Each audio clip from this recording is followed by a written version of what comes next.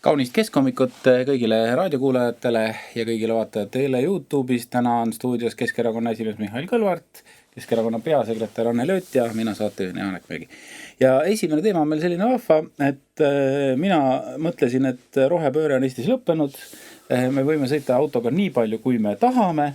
Ja nüüd selgub, et tegelikult autod, vähemalt uued autod on Eesti teedelt kadunud. Anneli, kuidas sa kodus Võrumaal käid, et jalgrattaga või? Jaa, see on tegelikult päris huvitav nagu vaadata, kuidas näiteks meie rahandusminister selgitab, et miks siis automaksu vaja oli. Ja üheks põhjuseks oli see, et siis vähendada autostumist ja suunata siis inimeste valikuid. Ja teiseks siis, et oleks nii-öelda rohepööre teostatud.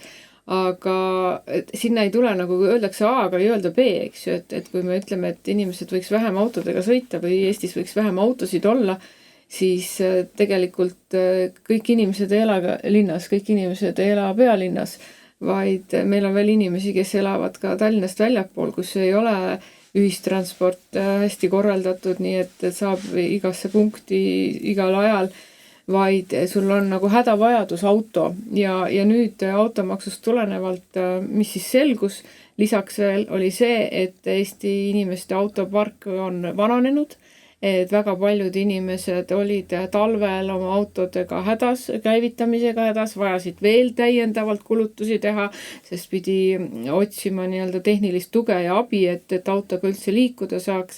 Nii et sellised poliitilised otsused, mis tehakse lihtsalt mingisugusest emotsioonist või võetakse kuskilt midagi üle, aga teatavasti ei ole automaks ka see, mida Eesti inimesed on valimiste ajal valinud. Ja siis näitabki seda, et tegelikult täna Eesti poliitikutel, kes otsuseid teevad, kes praegu koalitsioonis on, neil ei ole kompetentsust teha otsuseid, mis oleks tegelikult Eesti inimestele vajalikud, mis aitaksid Eesti elu edasi arendada, vaid pärsivad ettevõtlust, pärsivad inimeste igapäevaelus toimetulekut ja toovad tegelikult palju rohkem probleeme, kui tegelikult kasu toovad. No Mihhail, võib-olla on isegi hea, et inimesi uusi autosid eriti ei osta, sellepärast, et kütusehinnad on läinud nii kõrgeks, et sinna paaki nagunii midagi eriti panna ei ole. Kuidas sulle tundub, kas see automaksupoliitika Eestis on õnnestunud? No kui sellest loogikast lähtuda, siis ka toitu ei oleks vaja osta, kuna see on nii kallis. Aga tegelikult me peame tunnistama, et ei olnud mingit erilist ideoloogilist plaani automaksu puhul. Eelkõige oli vaja täita eelarvet ja siis mõeldi välja, et automaks on see tore instrument, millega saab raha juurde. Ja ma arvan, valitsuse ebakompetentsust näitavad just finantstulemused. Kui planeerite 137 miljonit, siis laekus poole võrra vähem ja siis juhtus see, mida me ennustasime algusest peale, et jah, tõepoolest inimesed autosid ei osta, aga ei tule siis ka käibemaks riigile, ehk siis ka sealt tuli kaotus. Rääkimata sellest, et nii nagu me algusest peale ütlesime, automaks on vastuolus põhiseadusega ja kas sellepärast riik osaliselt pidi automaksu tagastama veel 18 miljonit ja üldkokkuvõttes riik midagi ei teeninud, inimesi karistati selle eest, et inimestel on auto olemas ja ka veel ka selline statistika, et maksuvõlglaste arv kasvas 2 korda ja suurem osa nendest on just need inimesed, kes ei suutnud automaksu ära maksta. Ja nüüd paneme kõik need numbrid ja tulemused, tagajärjed kokku ja küsime, milleks seda vaja oli. Ma arvan, et püüti täita riigi eelarvet, aga automaksu puhul ikkagi ma tuleks veel korra sellele Anneli poolt viidatud põhimõttele, et me üritame kujundada inimeste käitumist. Et kas teie arvates on riik pakkunud autole reaalset alternatiivi, et minu arust maakonnaliinidel vist on sõitmine läinud tasuliseks ja ebamugavamaks. No, pakuti ju välja lausa, eks ju, et ka eakad ja õpilased peaksid maksma hakkama, aga siin ongi nagu selline huvitav olukord, et kui rahandusminister nimetab kriitikat ühes demokraatlikus riigis poliitilise otsuse vastu kriitikat seakisaks ja siis keeratakse see asi kuidagi sujuvalt teisipidi, et meie siin kõik teame väga täpselt, mida me teeme, aga kuna rahvas teeb seakisa, see väljend on täiesti olemas tema Facebooki lehel, et kuna see seakisa tuli, siis tänu sellele tegelikult läks halvasti. Muidu oleks kõik hästi läinud, aga kuna ei oldud lihtsalt nõus, eks ju, et hakati tegema valikuid, kes ostis varem auto ära, kes jättis auto ostmata, need on kõik perekondade jaoks otsused, mis mõjutavad järgmisi otsuseid. Ja need ei ole kuidagi lahus kogu süsteemist. Ja kui nüüd tehakse selline vale poliitiline otsus, mis mõjutab väga palju indiviidi kui ka perekonna, kui ka kogukonna käitumist ja siis nähakse, et see ei tööta, siis sujuvalt öeldakse, et ise olete süüdi. Miks te vingusite, miks te lihtsalt ei neelanud seda niimoodi vaikides alla, ei täitnud nii-öelda korraldusi, mida valitsus andis ja hakkasite tegema siin mingisuguseid imelikke valikuid. Meie otsus oli see, et te enam autodega üldse ei sõida ja kõnnite jala või sõidate kastirattaga, aga võt tõesti, nagu sa ütled, et maainimese jaoks auto mis ainult maainimese jaoks, tegelikult ka linnakeskkonnas, kus ei ole nii tihedalt ühistransporti, kus sul on lapsed vedada, sul on igasugust muud kraami, kola vaja tassida päeva jooksul ühest kohast teise, et need on perekondlikud valikud, mida ei saa suunata nii, kui saa suunata seda, millise autoga keegi sõidab. Tahan, sõidan elektriautoga, aga ei taha, sõidan hoopis diisel- või bensiiniautoga. Et sellist valikut, kui sellist valikut hakkab nüüd riik ette kirjutama, siis see on ikka väga lühikene tee selleks, et tegelikult ei olegi enam üldse mingit vabadust mõelda ja asjadest arvata. Teistes riikides on siiski automaks üsna levinud ja peamine põhjus väidetavalt ongi see, et üritatakse inimeste käitumist suunata, ostavad võimalikult väiksed, vähe saastavamad autod, aga mis oleks siis see Eesti lahendus, et mida tegelikult tuleks teha? Meil on üsna varsti valimised, tõenäoliselt valitsus muutub, mis oleks õige poliitika, Mihhail? No, teistes riikides on olemas ka soodustatud toiduainete käibemaks. Teistes riikides, Lätis, Leedus, Poolas on ka pangamaks, ehk siis võrdlus ei saa kunagi olla lineaarne, et maksusüsteemi tuleb tervikuna käsitleda. Rääkimata sellest, et ükski riik seal, kus muidugi võib-olla ei ole selliseid andekaid rahandusministreid nagu lugupeetud Jürgen Ligi, siis tavaliselt keegi ei kehtesta uut maksu finantskriisi ajal. Välja arvatud võib-olla pangamaks. Ja seega see võrdlus minu arvates ei ole päris korrektne. Ja ma arvan, et see on paljuski ka suhtumise küsimus, kui mitte öelda ideoloogiline küsimus, et kui praegu Anneli tõi välja, et lugupeetud minister regulaarselt annab mõista, et valitsus võib olla eriti edukas ei ole, aga süüdi on rahvas. Vale rahvas, vale käitumine, vale reaktsioon. Ja teises küljest lugupeetud minister veel aastad tagasi ütles Riigikogus, et tegelikult see, kuidas automaks mõjutab inimesi, kuidas saab üks pere automaksuga hakkama, see on kolmandajärguline, mitte teisjärguline, vaid kolmandajärguline asi. Oluline on see, kuidas riik saab hakkama. kuidas riik saab maksud koguda. Aga ka sellega riik ei saa hakkama. Isegi kui on midagi otsustatud, ka see on probleem, kuna puudub elementaarne analüüs ja analüüsi võime. Seega mulle tundub, et täna rääkida sellest, et ühes riigis on automaks, teises riigis ei ole, et miks meil ei peaks ka olema automaksu. No on automaks, kuhu see on viinud? Ma lihtsalt lisan siia juurde, et see on väga hea nagu märkus, et analüüsivõime, et kui meil on oma riik, aga me teeme kõik nii nagu kõigil teistel, siis milleks meil seda valitsust vaja on? Kopeerime siis kellegi pealt maha ja milleks seda Riigikogu vaja on?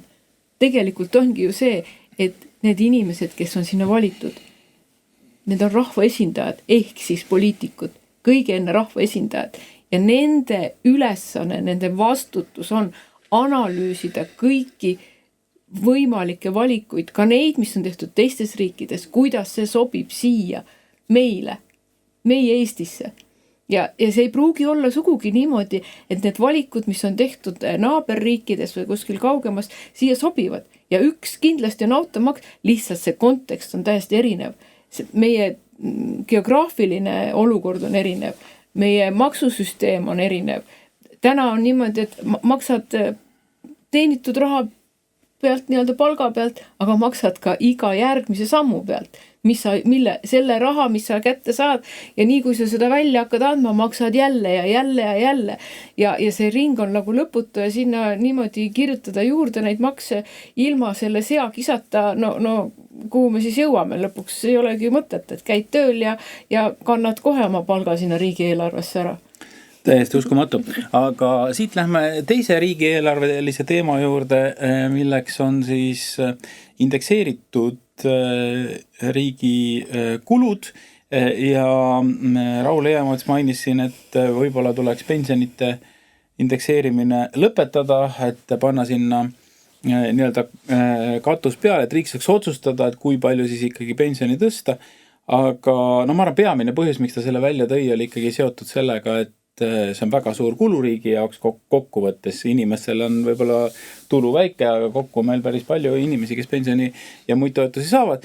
Kuidas selle indekseerimisega siis ikkagi tegelikult on? Et kas see on õiglane, et meil on riigieelarves väga palju indekseeritud kulusid või on küsimus natukene selles, et tegelikult tuleb riigieelarvet uue ja järgmise valitsuse eest natukene kaitsta, et ta ei teeks selliseid kärpeid, mis on ebameeldivad. Mihhail?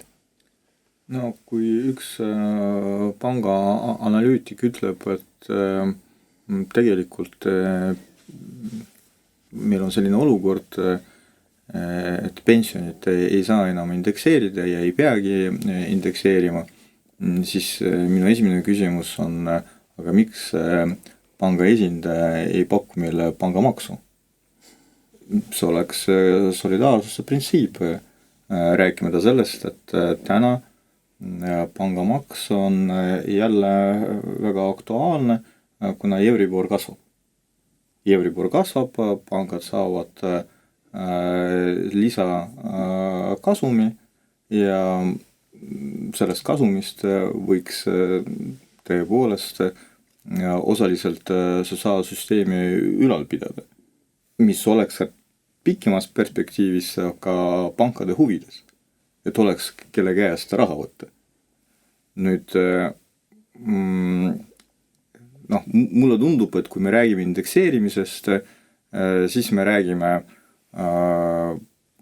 pensioni tõusust, et regulaarne pensioni tõus. See ei ole nii. Pensioni indekseerimisega ei kasva. Tänu indekseerimisele pension säilitab enda ostujõudu. Mitte 100%.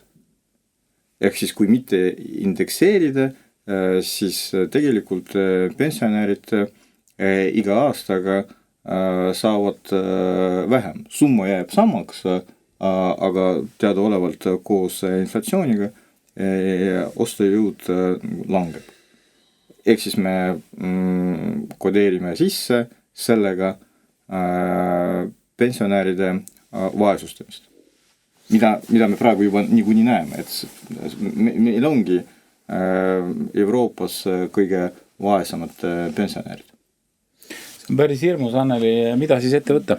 Ei no, sellist analüüsi nagu lugedes tõesti tekibki nagu küsimus, et miks me just alustame meie eakatest, nendest inimestest, kes on oma panuse nagu ühiskonna ehitamisse ja arendamisse nagu andnud ja kuidas me ei näe nagu seda, et miks me täna seda teemat jälle arutame, mis on need sammud, mis on tehtud selleks, et me ei peaks seda teemat arutama, et me ei peaks leidma lisavahendeid, et riigieelarvet kuidagi jälle täita.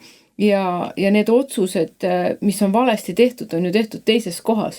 Me räägime Air Balticust, me räägime sellest, et meil on demograafiline kriis, meil on juba mitmendat aastat majanduslangus ja opositsiooni poole poolt, Keskerakonna poolt me oleme pidevalt pakkunud välja erinevaid võimalusi, sealhulgas pangamaks, toiduainete käibemaksu langetamine, mitte ükskord esitatud eelnõud, mitu korda on meie Riigikogu fraktsioon neid eelnõusid esitanud ja mis tuleb välja täpselt nii nagu ka selle sama automaksuga. Meil ongi õigus, meil ongi olnud õigus, eks ju, ja nüüd hakkab jälle järgmine ring pihta. Keskerakond on alati olnud see, kes on seisnud pensioni.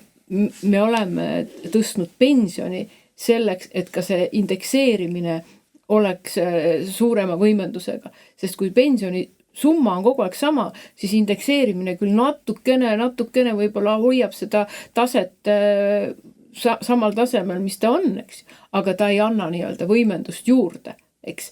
Aga Keskerakond on olnud see, kes on ka pensioni tõstnud selleks, et indekseerimine annaks siis tugevama tõusu veel kord juurde. Nii et selles osas ma arvan, et see selline analüüs ühiskonda välja anda ja nüüd kõik arutavad on väga poolik samm ja selles mõttes ikkagi küüntega enda poole, et miks me ei räägi tõesti pangamaksust, miks me siis ei räägi näiteks riigiametnike palkadest, sealhulgas Riigikogu poliitikute palkadest, et see näitab sedagi, et kuskil on see valijasektor, kes kindlasti on alati siis praeguse valitsuse poolel ja neid me ei puutu, eks ju, aga need valijad, kes võib-olla toetavad teistsugust poliitikat, neid võime kärpida ja nende sissetulekut üle võime siin avalikku debatti pidada küll.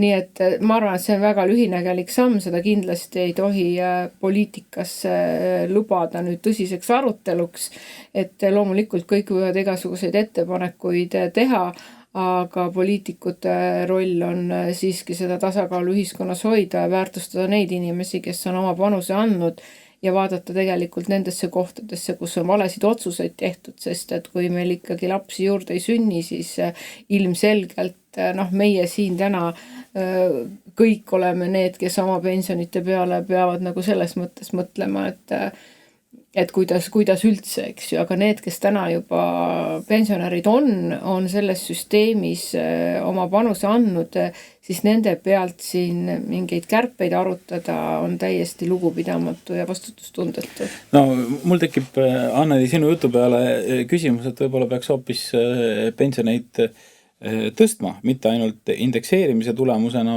vaid korrigeerima veel seda, aga sellist võimalust vist lähiaastatel kuskilt ei paista. Või Mihhail arvad, et on mingisugused valemid olemas, kuidas seda saaks teha? No ma arvan, iga poliitik tahaks lubada, et tuleme võimule, kohe tõstame, eriti kui poliitik on opositsioonis. Aga ma arvan, täna üldse midagi lubada ei oleks vastutustundlik. Et ma kardan, et me päriselt ei kujuta endale ette, mis seisus on riigi finantssüsteem.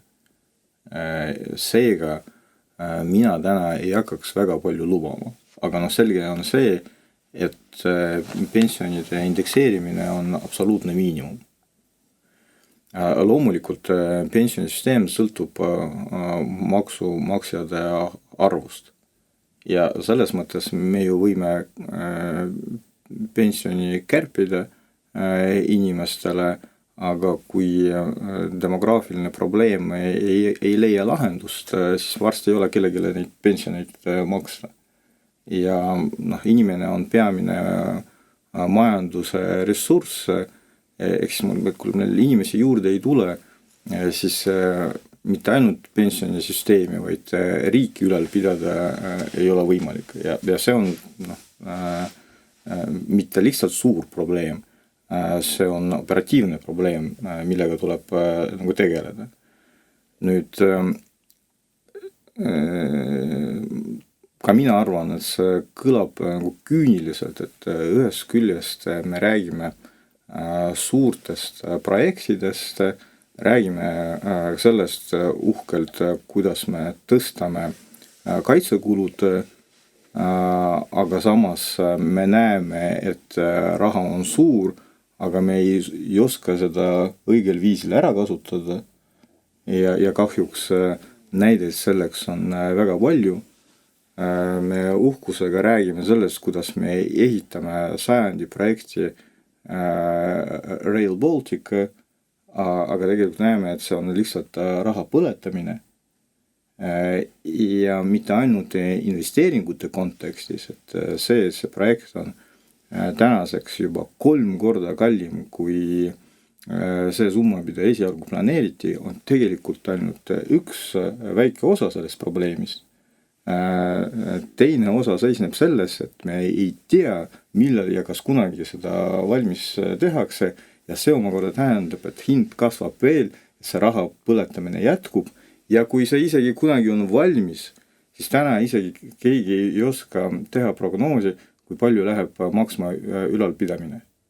Et me ehitame monstrumi, mida me kavatsame ülal pidada selleks, et pensionärile öelda, et aga teid riik ülal pidada ei kavatse. No siin me ei tea ka, Mihhail, et kuhu see rong sõitma hakkab.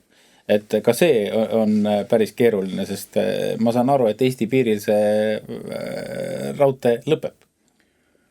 No selles mõttes ma arvan, et Rail Baltic koos automaksuga on selline riigi rahva tervise projekt. Et alternatiivi ei paku, käi jala. Ja Rail Baltic on, ma arvan, selle projekti kõige olulisem osa. Vaata, kui on ehitatud raudtee Tallinn-Häädemeeste, aga selleks, et sa kuskile pääseksid, et kus inimesed elavad ja midagi toimub, sa pead 20 kilomeetrit kõndima. Et lähed rongist välja, kuskil põllul, infrat seal ei ole, see ei ole lihtsalt selle projekti osa. Aga õhk on värske. Ja siis 20 kilomeetrit tipa-tapa ja räägitakse, et peaks olema miinimum 10 000 sammu, 20 kilomeetrit on palju rohkem. Selles mõttes ma arvan, et see tervise projekti kontekstis kõik need otsused on väga head. Sellise iroonilise võtmega sellised raskemad teemad lõpetame. Ma lihtsalt räägin siia loo elust enesest, et kus tegelikult meie inimesed elavad, et mul oli üks rahvakohtumine Antslas ja ütlesin ühele prouale, et ma viin sind koju, et meil on üks tee minna. Ja siis me sõitsime jälle, siis ta ütles mulle, muidugi vestlus meil käis Võru Murrakus ja siukse väga vürtsikalt, aga siis ta ütles, et pea nüüd siin kinni, et siit ma lähen jala, et siit on mul ainult 7 kilomeetrit minna. Mina tundsin ennast kuidagi väga imelikult, ma ütlesin, et ei, et ma viin sind ikka nagu koju. Ei, peata kinni, ma lähen siit 7 kilomeetrit, ma kõnnisin iga päev jala, et see ei ole üldse probleem. Ja ta oli eakas proua, et ma tahan lihtsalt öelda, et need reaalsused, kus inimesed elavad, on väga erinevad, aga loomulikult poliitilised otsused on sellest reaalsusest veel väga-väga kaugel, sest et tõesti Tallinn-Häädemeeste on see, mida me tegelikult kõik teiste poliitiliste otsustega peame nüüd kinni hakkama maksma ja seda mitte 1 aasta, vaid aastakümneid ja ma olen kindel, et me varsti saame lugeda suuri reklaame sellest, kui õige otsus see on ja kui valitsus peaks muutuma, siis näidatakse selle valitsuse peale, et teie ei saa hakkama, meil oli kõik, no ma kõik paigas. Ma arvan, et ei peaks muutuma, vaid ta muutub niikuinii. Et isegi kui mõned praegused koalitsioonipartnerid peaks mingil moel jätkama, aga kõigepealt ma tahan sulle palju õnne sünnipäevaks soovida. Sul oli värskelt sünnipäev, aga nüüd meie järgmine teema on väga positiivne. Ma saan sulle veel kord õnne soovida, kuna sa oled ema. Kohe tuleb emadepäev. Mida sa emadepäevaks ootad? Jah, ma arvan, et mida emad ootavad emadepäevaks ongi see, et ühiskond märkaks tegelikult seda panust. Et kui lõpeb üks päev, kui lõpeb tööpäev, siis algab teine. Ja tegelikult emaks olemine on ju vastutus sellest hetkest, kui sa emaks saad, kuni selle hetkeni, kui sa siin ilmas oled. Ja eeldada, et naine oma elus suudab kanda kõiki koormaid võrdselt, on väga küüniline ja võib-olla mingis teises süsteemis tulnud, mis tegelikult meid siiski täna edasi saadab. Ja mina julgustan küll kõiki noori naisi, kes kuulevad seda ühiskonna juttu, kuidas on vaja teha kõigepealt seda ja 3. ja 4. ja jõuda kuhugi ja siis kindlustada ja nii edasi, siis ma loodan, et see ühiskond ei ole enam pikalt selline, mis ei tõsta esile noort naist, kes lihtsalt tahab olla ema. Ja kes tahabki lihtsalt olla kodus ja panustada selleks, et tema lastest kasvaksid täisväärtuslikud kodanikud ja ka eelkõige õnnelikud ja ennast tundvad inimesed. Sest me peame tunnistama seda, et kui naised on areenil, siis ei ole alati lapsed need, kes on sama rõõmsad kui need naised, kes naeratavad kuskil ekraani taga. Mihhail, ma tean, et sa oled korduvalt avalikult oma emast rääkinud, see on olnud sulle väga oluline teema. Mis sinu sõnum emadepäevaks on? Mulle meeldib juutide vanasõna, et Jumal on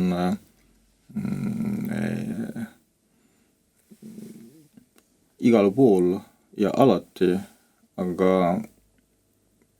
ikkagi igale poole ta ei jõua ja just sellepärast emad on loodud. Selleks, et Jumal igale poole jõuaks. Ja ma arvan, et emade rolli ei ole võimalik üle hinnata. Aga see on muidugi ka iga inimese puhul väga personaalne lugu. Ja mina olen see õnnelik inimene, kelle jaoks ema oli loomulikult kõige lähedasem inimene, aga ka samas ka õpetaja ja eeskuju ja sõber. Ja ma arvan, et me täna võib-olla oleme liiga uhked selle üle, et elame progressiivses ühiskonnas, kus edu, suured eesmärgid on palju olulisemad kui kõik muu. Ja juhtus nii, et elu meile näitab, et kui iga inimene ühiskonnas, riigis tegeleb piltlikult öeldes enda karjääriga ja see on kõige tähtsam, siis riik tervikuna ei arene, sest isiklik elu, pereelu ei ole võib-olla alati prioriteedis ja ka lapsed ei tule ja siis riigil ei ole piisava potentsiaali, sealhulgas ka majanduslikus plaanis. Et huvitav olukord, et kõik nagu teevad ja pingutavad selleks, et olla majanduslikus plaanis edukas, aga see viib pikemas perspektiivis olukorrani, kui terve riik ei ole enam edukas ja see omakorda mõjutab iga inimese majandusseisu. Kui me räägime sellest pikast perspektiivist. Ja mina väidan, et emadest sõltub meie majandusareng, kuna ei ole midagi, mis emadest ei sõltuks. Ja selle teadmisega me tänase saatega lõpetame. Soovin kõigile head emadepäeva, kes on emad ja kes tahavad emaks saada ja loomulikult, kellel on emad olnud või on, meil Mihhailiga on olnud ema, aga nautige seda nädalavahetust, tundke rõõmu sellest, et te olete olemas, sest ilma emata teid ju ei oleks. Täna oli stuudios Keskerakonna esimees Mihhail Kõlvart, Keskerakonna peasekretär Anneli Ott ja mina saatejuhina Janek Mägi.